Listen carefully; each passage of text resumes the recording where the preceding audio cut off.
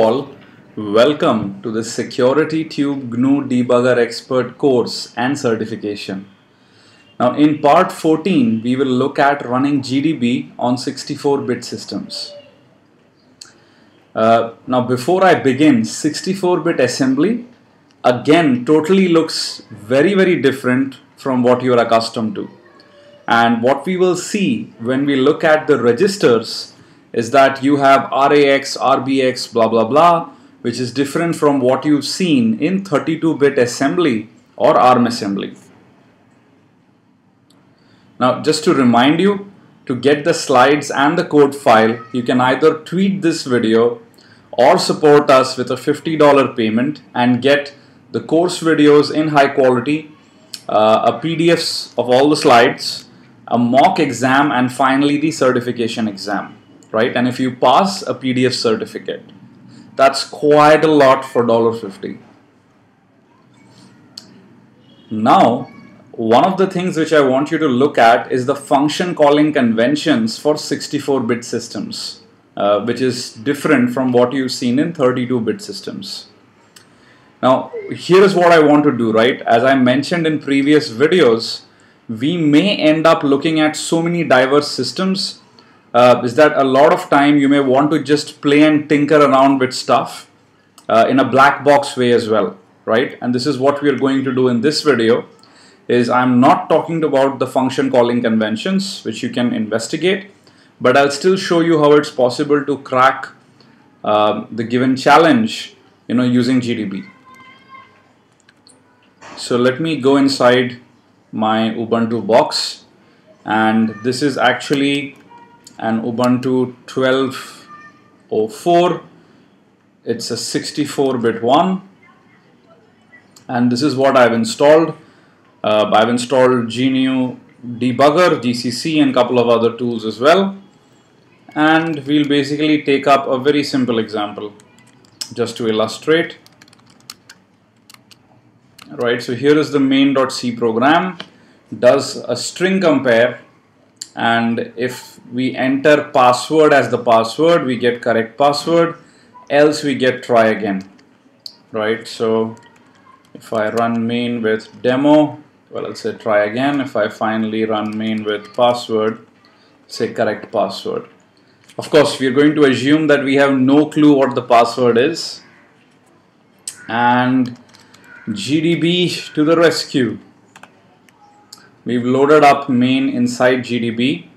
We are not going to take assistance of any debugging symbols. Now let's actually disassemble the main function and see what's in there. Now immediately you notice that we see a lot of R prefixed, right? Now in 64-bit systems, the registered are named RAX, RBX, RCX, so on and so forth.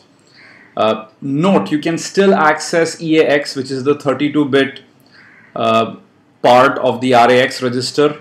You can even access AH and AL, which are the high and low byte of the 32-bit register, right? And all of the other things still remains valid, as we'll just see in a bit. Now, the key thing here to note is that there is some optimization. String compare seems to have been converted into repz compare SB, and then we are doing a comparison here, right?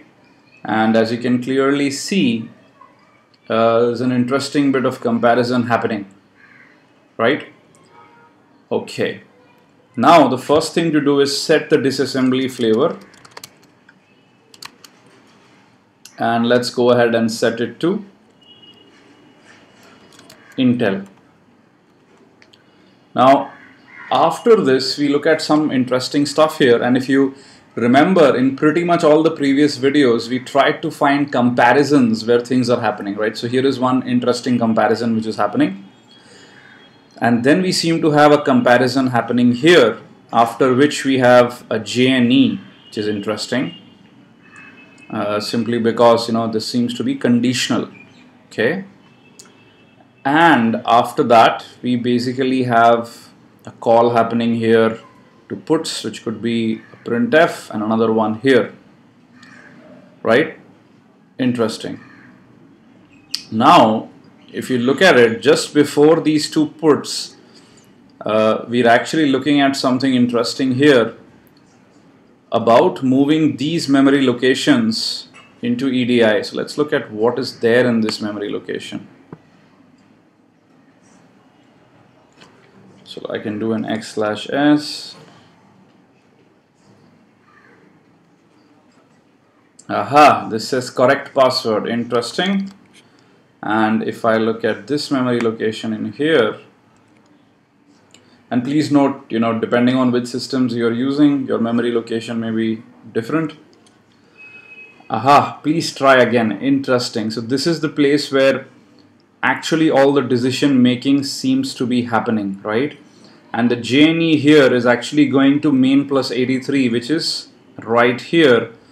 Prints please try again, right? The jump on not equal to. Interesting. Which means the comparison here would have to succeed, right? And the comparison which we are interested in is actually going to be with EAX. I'm sorry, I should have done a disassemble main again, so you can see all of that in your familiar Intel disassembly. I'm used to both, so I forgot. Just noted that in just a second when I saw all those percentage signs. But it's basically the same, right? So this is the comparison statement which we seem to be interested in. And what we are doing is we seem to be moving the value of EAX into a memory location, and then the comparison seems to be happening with 0. And if the comparison fails, we basically hit main plus 83, which is this place here, and which calls puts and then basically moves 0 inside EAX and exits.